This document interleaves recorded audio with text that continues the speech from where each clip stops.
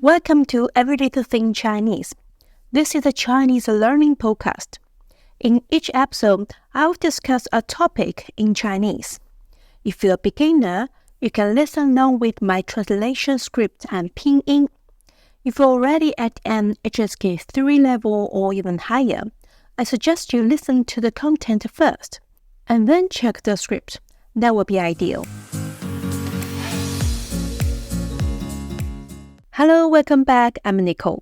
I've been in the UK for a few years, and today I want to talk about some of the noticeable cultural differences I felt when I first arrived. I will cover 4 aspects: smiling and greeting strangers, nightlife, being seated in restaurants, and greeting card.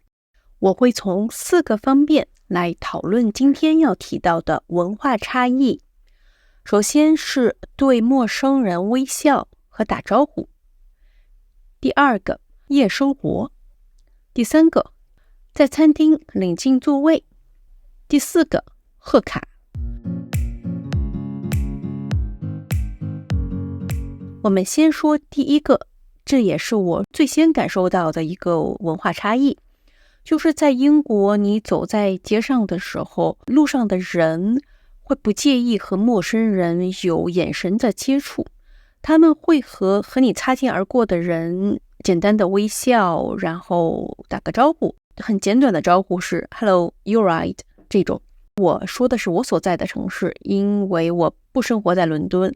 在伦敦，尤其是在比较市中心的地方，人那么多，一般是不太可能和每个人都打招呼和微笑的。那这个在中国是不太可能会发生的。我们尽可能的会避免和别人，尤其是陌生人有眼神上的接触。即使是我们认识的人，比如说邻居、同事，如果我们和他没那么熟，或者是我今天没有什么特殊的事想跟他说的话，我们都会低下头，装作没有看见，走过去，然后尽量的避免眼神接触。因为对于我们来说，这是有一点尴尬的事情。所以当我们在看一个路人，而这个路人突然抬起头来看自己的那一刹那，我们会感觉非常尴尬，我们会马上低下头，避免这个眼神接触。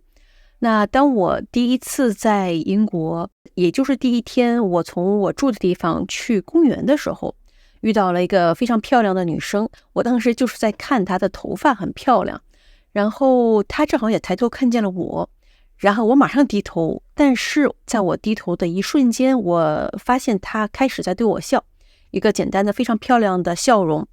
然后这个时候我感觉我再重新看回她再笑，有一点点奇怪，而且我当时有一点点手足无措，因为这一切都发生得很快。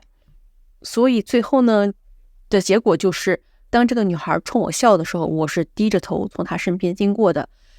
这个现在其实想起来是非常不礼貌的，我并不想表现的不礼貌，但只是我们的文化的差异使我们看起来有一点点的不礼貌。那这个呢，在当时那一瞬间让我感觉有一点不舒服，就是我觉得这个女孩那么温柔的对我微笑，我却表现的有一点好像有点粗鲁。所以呢，我后来就发现了这个问题。当我后来有一次和一个英国本地人出去的时候，我发现他就对路上的每一个人会很自然的微笑，然后说 You're right, Hello, Morning 这种。我一开始我没有理解到，你不是第一次来这边吗？你认识这个人？他说我不认识啊，但是他是路人呢，你跟他既然是擦肩而过，你们总是要说点什么。在2次直接面对这个问题以后，我就知道我下一次应该怎么做了。但我来到英国的时候，我不是7岁8岁，我不是2岁，所以我本身的文化和我本身面对这种情况的反应，它已经是条件反射了，是在我的骨子里了。我不可能一下子就调整到可以很自然的和人微笑打招呼，所以我也是花了一段时间让自己适应这样的区别。当然现在对于我来说是能够比较自然的和迎面而来的陌生人微笑、眼神接触、打招呼。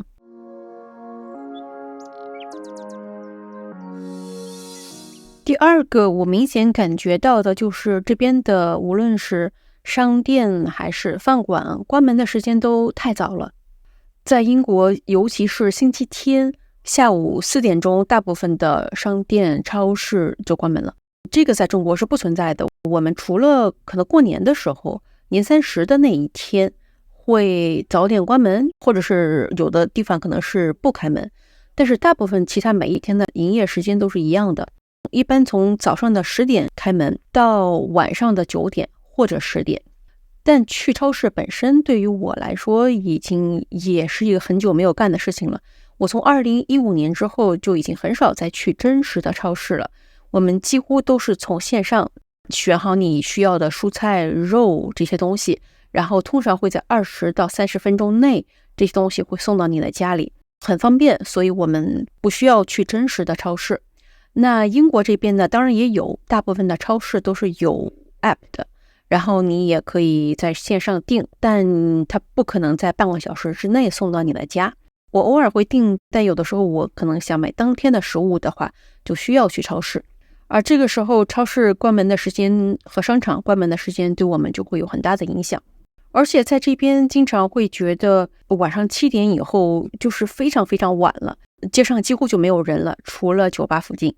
然后公交也开始变得班次会变得少了。但是在中国，尤其是北京，大部分人还没有下班呢，或者是刚刚下班还在路上呢。所以这个时候对于北京或者是上海来说是一个下班的高峰期，也是饭馆开始营业的一个高峰期。大部分的北京或者是上海的饭馆都会营业到最晚到10点或者是11点、12点这样的，也有一些是会通宵营业的。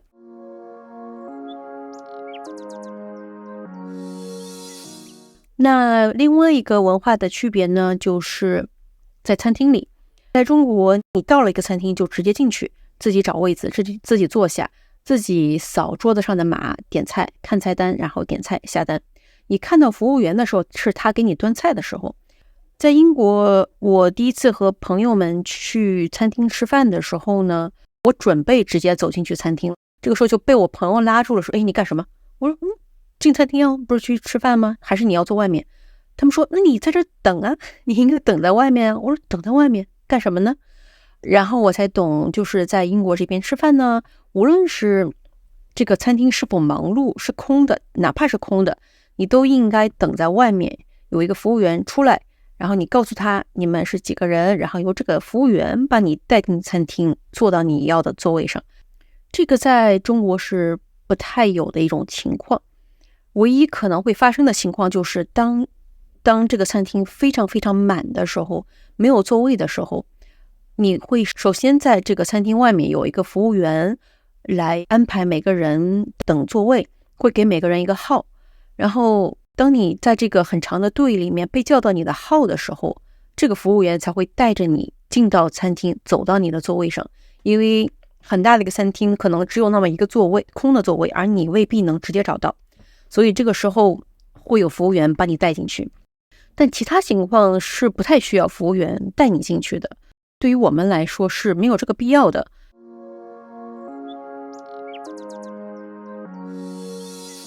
那最后一个区别呢，就是贺卡这件事情。我也是第一次去一个朋友家里，正好那天正好之前他刚过完生日没多久，他的那个桌子上和他家的橱柜上摆了很多当时他的亲戚啊、朋友啊送给他的贺卡，生日贺卡。我除了这次之外，第一次见到这么多的贺卡，可能是我小学的时候。我小学的时候，我指的是90几年的时候，1990几年的时候。在中国已经很久很久没有人在使用纸质的贺卡这件事情了。我当时还是觉得这个好复古啊。然后后来慢慢的发现，其实每次不管是生日、圣诞节或者一些特殊的事情发生的时候，别人需要给你感谢卡 thanks card， 他都会用纸质的贺卡。而且我觉得一点点区别的就是，以前在我小学的时候，如果你需要给别人贺卡，你一定会想让自己的贺卡尽量的不一样。这个不一样，我指的不是贺卡的本身，而是里面不一样。你可能会写很多话呀，想跟朋友说的话，写一些可爱的东西在里面，或者是画一些画在里面。而在英国这边的贺卡，它可能只是写了一个名字 to someone， 然后因为有的贺卡里面已经印了一些字 Happy Birthday Christmas Merry Christmas， 它就在 Merry Christmas 或者是 Happy Birthday 上面写 to John， 然后在最下面写 from 这个你的名字 from Anna and XX 就是 kiss 这样的东西。这个我还觉得既然你什么都不写，为什么还要送这个贺卡呢？其实我至今也没，这个是我至今也没有太能接受的一个事情。就是首先我觉得纸质的贺卡它是有一点不环保的，然后如果你要送的话，它可能需要承载一些东西让它变得有意义，那你可能要写很多东西，但是你又不写东西，那它承载的意义是什么呢？这个如果你在听我的 podcast 的话，如果你对这个有一些你的见解的话，我也希望你来告诉我这个贺卡的意义是什么，或者是为什么一直要坚持给这个贺卡。因为我现在和男朋友以及他的家人在一起，我每次也是说我希望圣诞节的时候，或者是我生日，我男朋友生日的时候，我们不需要收到任何贺卡的。那这个就是我今天想要分享的所有的内容啦，一些我来英国以后体验到以及适应了的一些文化差异，以及最后一个是我没有太适应的。你去过中国吗？如果你去中国，你当然一定也会发现到一些文化差异，你可以和我分享你的感受吗？ Okay, this wraps up today's podcast. If you like this program, please give me 5-star reviews in the podcast. That would be really helpful for me.